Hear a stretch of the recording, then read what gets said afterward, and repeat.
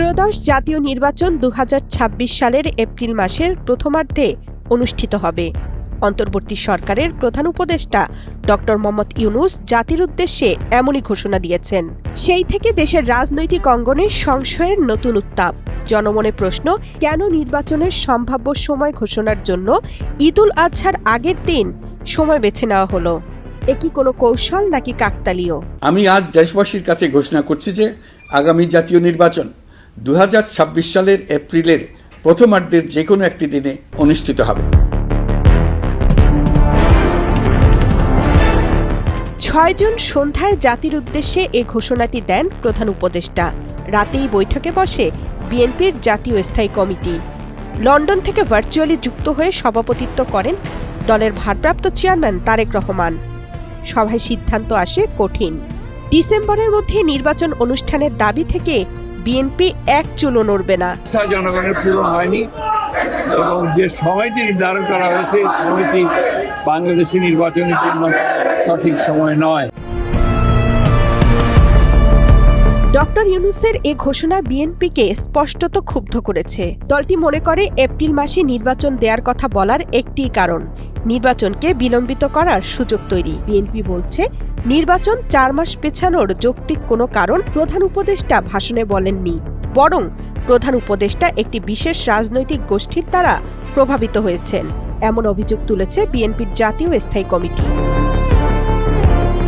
BNP সহ ৩০টির বেশি রাজনৈতিক দল যখন ডিসেম্বরের মধ্যে নির্বাচন দাবি করছে, জামায়াত ও এনসিপির অবস্থান বরাবরই ভিন্ন। প্রধান উপদেষ্টার নির্বাচনের তারিখের প্রতিও জামাতের প্রচ্ছন্ন সমর্থন দেখা যায়, যা স্পষ্টত দলটির আমির শফিকুর রহমানের দেয়া বিবৃতিতে। এতে বলা হয়, প্রধান উপদেষ্টা নির্ধারিত সময়ের মধ্যে সুষ্ঠু, নিরপেক্ষ ও গ্রহণযোগ্য নির্বাচন নিশ্চিত করবেন। জামায়াত এমন প্রত্যাশা করছে। প্রধান উপদেষ্টার ঘোষণাকে ইতিবাচকভাবে দেখছে জাতীয় নাগরিক পার্টিও। এদিকে এপ্রিলে নির্বাচন হওয়ার কথাটি এপ্রিল ফুল হতে পারে বলে জানিয়েছে ১২ দলীয় জোটের নেতারা। জীবনের সব আয়োজন এখানে একসাথে।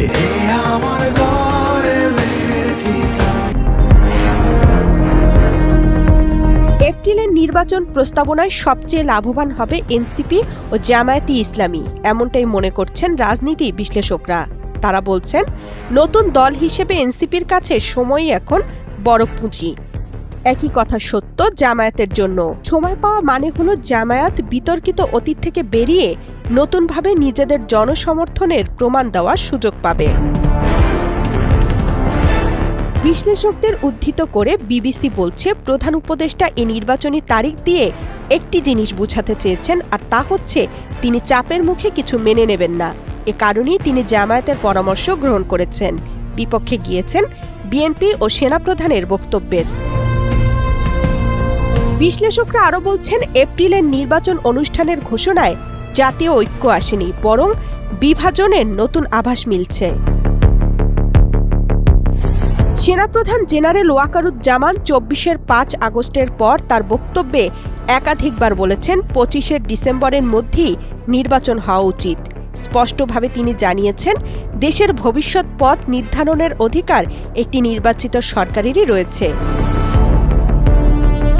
এদিকে সেনাবাহিনী প্রধান ও তার স্ত্রী রাষ্ট্রীয় অতিথি ভবন যমুনায় প্রধান উপদেষ্টা প্রফেসর ডক্টর মোহাম্মদ ইউনূসের সঙ্গে ঈদের শুভেচ্ছা বিনিময় করেছেন। তাদের এমন সাক্ষাৎকার ঘিরেও জনমনে কৌতূহল রয়েছে। তবে সস্ত্রীক ওয়াকারুজ্জামানের সাথে ডক্টর ইউনূসের সাক্ষাৎকারকালে নির্বাচন ইস্যুতে কোনো আলোচনা হয়েছে কিনা সে বিষয়ে কিছু জানা যায়নি। তামান্না তাহসিন খান, কালের কণ্ঠ।